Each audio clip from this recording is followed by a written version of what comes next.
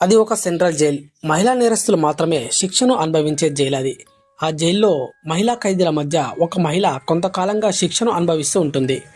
జైల్లోనే ఆమె ఒక మగబిడ్డకు కూడా జన్మనిస్తుంది. ఆ పిల్లాడి పేరే బాలన్. తల్లితో పాటే ఆ కుర్రాడు జైల్లో పెరుగుతూ ఉంటాడు.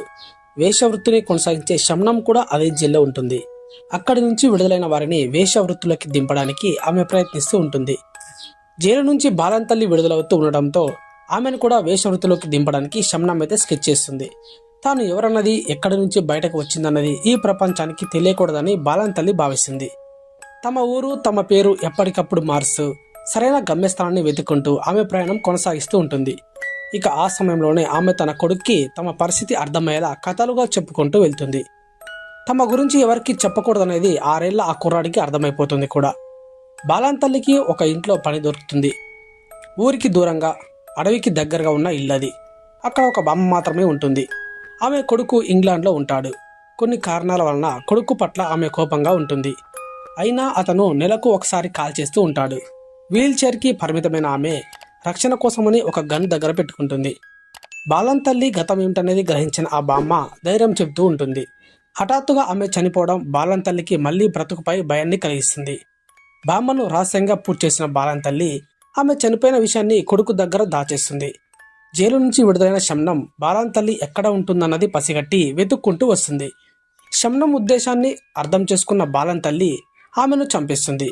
ఆ హత్య జరిగిన సమయంలోనే విదేశాల నుంచి ఆ బామ్మ కొడుకు వస్తాడు. అప్పుడు బాలన్ తల్లి ఏం చేస్తుంది, అసలు ఆమె గతం ఏమిటి, స్కూల్కి వెళ్ళిన బాలన్ తిరిగొచ్చేసరికి తల్లి ఏమవుతుంది, తన తల్లిని చేరుకోవడానికి అతను ఏం చేస్తాడన్నదే మిగిలిన స్టోరీ. ఈ ప్రపంచం తడబడే వాళ్ళని చూసి నవ్వుతూనే ఉంటుంది. బెదిరిపోయే వాళ్ళను ఇంకా భయపెడుతూనే ఉంటుంది.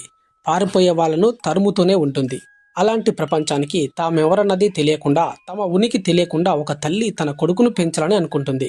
అందుకోసం ఆమె ఏం చేసిందనేదే ఈ కథలోని ప్రధానమైన అంశం. దానిని ఆసక్తికరంగా ఆవిష్కరించడంలో దర్శకుడు పూర్తిగా సక్సెస్ అయ్యాయని చెప్పాలి. ఒక బిడ్డపై తల్లి మాటల ప్రభావం ఎలా ఉంటుందో ఒక బిడ్డకు తల్లి మాత్రమే అర్థమయ్యేలా చెప్పగలదు అనడానికి నిదర్శనమే ఈ సినిమా. తల్లిని చేరుకోవాలని బిడ్డపడే ఆరాటం, బిడ్డను చూడాలని తల్లిపడే తపన ఆడియన్స్ను కదలనీయకుండా చేశాయి. ఒకరి నిరీక్షణ, మరొకరి అన్వేషణ చుట్టూ ఈ కథ పరిగెడుతుంది. ఈ కథలో ఈ 2 పాత్రలే ప్రధానం. ఆ తర్వాత కీలకమైన పాత్రలో టొవినో థామస్ కనిపిస్తాడు. మిగతా పాత్రలు ఏదో అలా వచ్చి ఇలా పోతున్నట్టు అనిపిస్తాయి. తల్లిగా ఫర్జానా, కొడుకుగా ఆదిశేష నటన ఈ సినిమాకి పెద్ద హైలైట్.